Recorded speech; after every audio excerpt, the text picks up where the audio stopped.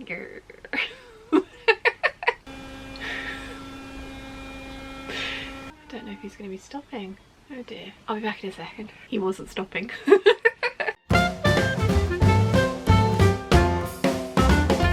Hey peeps, welcome to another video. Today I am going to be refashioning my Brains and Beauty semi-naked lady dress. So I made this in 2016, I think it was. It has a 26-inch waist on it, and I no longer have a 26-inch waist. I can't get into this anymore, but I did, when I was going through my fabric stash, find a length of fabric that I think I can squeeze a bodice out of. It might need to have a V-back, but I'm thinking that might not be a bad thing actually with the type of print that this is. So what I'm going to do is unpick the bodice from the skirt. The skirt is literally a gathered, or three of the widths of the fabric gathered down, or sewn together, gathered down and attached to the waistband. I really like the solid coloured waistband. The new bodice is, I've actually lengthened it so that the waistband isn't necessary, but I'm thinking I might just for this one shorten it again to put a waistband in, because I do like the solid waistband. So yeah, first things first, I need to pick this apart. Mum and I are going to a crafty meetup this afternoon or this evening at Appley Beach Cafe, and I'm going to take this and my red silk Anna to do some unpicking because I have no hand sewing that can be done at the moment. So yes, let's go and get this unpicked. 3 weeks later. Mum and I went to the Appley Beach Cafe 2 weeks ago now, because 2 weeks later, and I have a separate bodice and a skirt. I am not 100% sure. I think I'm going to have to regather the skirt because a lot of the gathering stitching has come out, and I did need to make it less dense so it would fit onto the new 2-inch bigger waistband. Dress and, well, top and skirt are separate, so now I can get on with cutting out the new bodice. Now I have actually already done that. I did that about a week ago, and I have my new pieces here.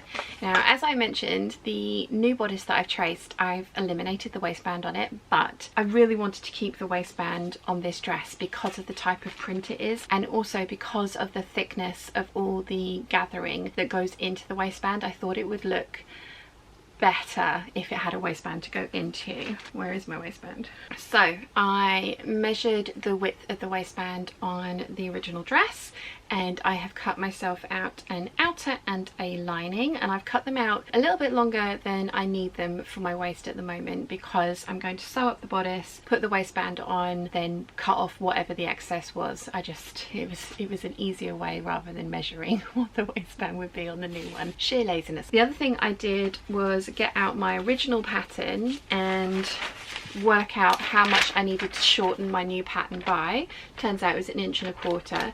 Rather than shorten the original pattern, I've actually just drawn lines on, and I just folded the pattern piece up between those two lines to shorten it by that amount. I couldn't take the shortening piece off of the bottom because the bottom is shaped because of all the tucks in it, so I wanted to take the length out of the middle of the pattern, not the bottom of the pattern, for that reason.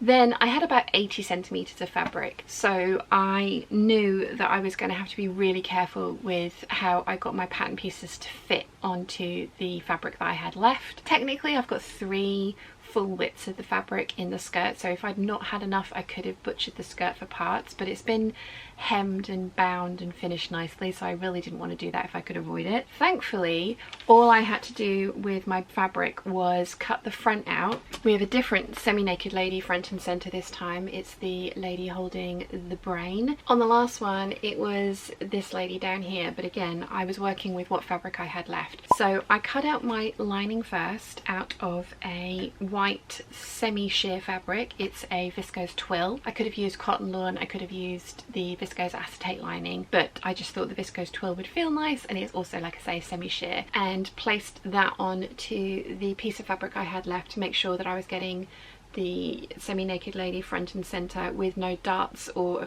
any of the tucks interfering with any of her, and obviously making sure that the seam allowance of the neckline didn't interfere with her at all. And once I'd done that, I could then work out where the back panels needed to go.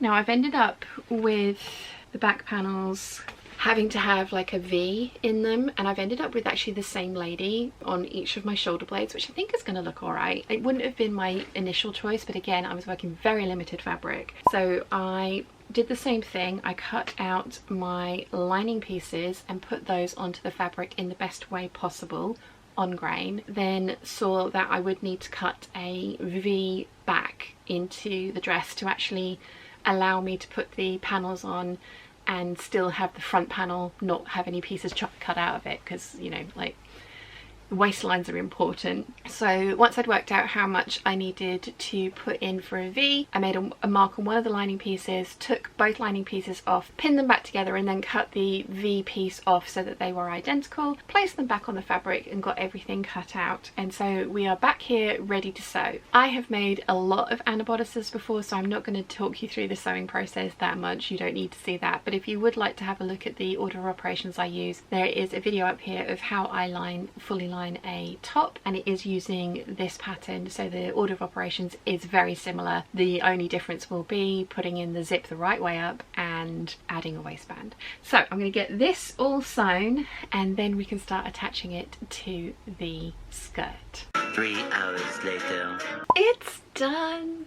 It's done, and it's really nice to have a semi-naked lady dress that fits me again. I made a lot of these when I first got back into dressmaking. A lot of these. I love Alexander Henry prints. I am so pleased that I didn't use my leftover piece for making a bag, and that I decided to take the original dress apart and remake it. I'm not sure if you'd call this a refashion, a remake, or an alteration. I, as you know, hate doing alterations. They are not my favourite thing at all. The fact that I could take the entirety of the bodice off and remake a bodice from scratch just made me a lot happier than the idea of trying to let it out and futz with it and that kind of thing. I did end up having to completely regather the skirt, but it wasn't a problem at all. It was just running 2 lines of gathering stitches along and re-sewing that in. There are 4 panels of fabric in this skirt, so I really could have taken one of those panels out to recut the bodice if I had needed to, but I'm really glad that I didn't, because that would have involved fixing the bias binding that I've used for the hem, which is this kind of mauvey coloured one, which matches the waistband. Very, very, very happy with the contrasting waistband. I, as you guys know, am addicted to wearing belts, but I don't feel like I have to wear one with this kind of a dress. I have actually probably made this about a ½ inch too long for my torso, but I think that's worked out quite well, because the ridge of fabric that I get from all the gathers into the waistband is sitting just below my waistband, so my natural waist, not my waistband, my body doesn't have a waistband. My natural waist, so it's not putting any bulk on the actual waist, it's putting all the bulk underneath, kind of like cartridge pleating, sort of. Not quite, it's very dense like that though. So yeah, I think it's worked out really, really well. I am in love with this print. I really like my new beauty that I have front and center. I did like the one in the pink dress, but she has the one in the pink dress has a hamburger brain hamburger. This one is just holding on to a brain. I think that she's lovely. The back of this is not my favourite for kind of like print placement, because I've got the same girl both sides, but again, I was working with about 80 centimeters of fabric, so it is what it is. I do really like the V back. I've done that once before with the Anna bodice. It was my red silk one, which is another one that needs to be repaired, although maybe reimagined, because that one has a circle skirt, so I'm gonna have to be cleverer with the skirt on that one. But yeah, I did a V back on that one with the high front, and I really like that look. I didn't have a choice on this one. I had to, because I didn't have enough fabric to cut out the high back, but again, I really like how it turned out. I think it looks really cute. It's a hack that I like. I do like the V front as well, but obviously with the print I was using, the V-neck at the front wouldn't have worked, because it would have meant that I would have had to have put her further down, and then she would have had different pleats and darts and stuff interfering with her legs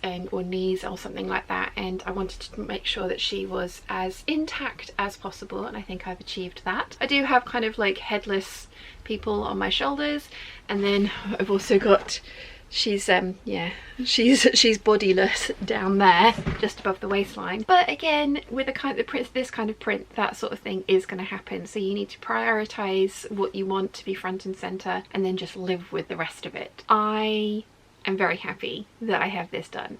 I am actually thinking that I have more dresses in my wardrobe that I have kept. When I finally kind of came to the realization that I was not going to be getting back into any of those old dresses, I went through and packed away a bunch of them. I have 2 of the IKEA fabric boxes made from fabric in my wardrobe and under my bed. They are full of things that are all too small for me, and realistically I'm not going to get back down to that without either wearing a corset or a lot of exercise. And I'm not opposed to the corset, and I'm hoping to learn to make them next year, but the exercise thing, nah, it's not gonna happen. So I'm thinking there might be a few dresses in that box that get refashioned. We all know alterations are not my favourite.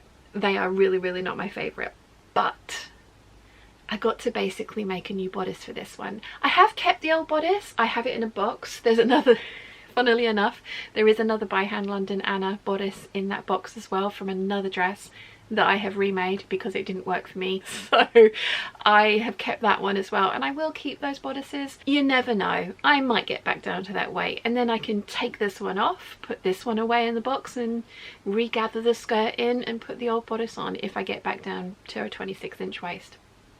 But the likelihood of that happening is minimal, but I'm going to keep it just in case. I have the room, it's not getting in the way. So I'm not ruling out going through my old dresses, not all at once, because again, I don't like doing alterations, they're not my favourite, but I'm not ruling out picking out my very favourite prints from those dresses and fixing them, maybe one every month or so, and feeding them back into the wardrobe. I'm going to be wearing this on Halloween. It is a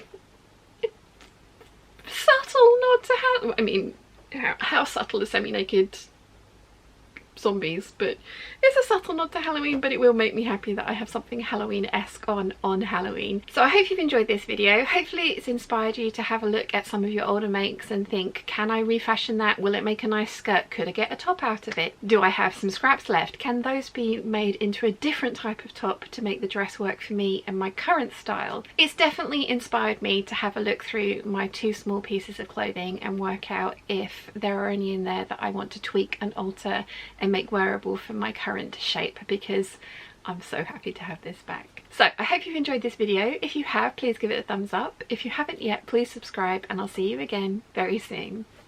Bye.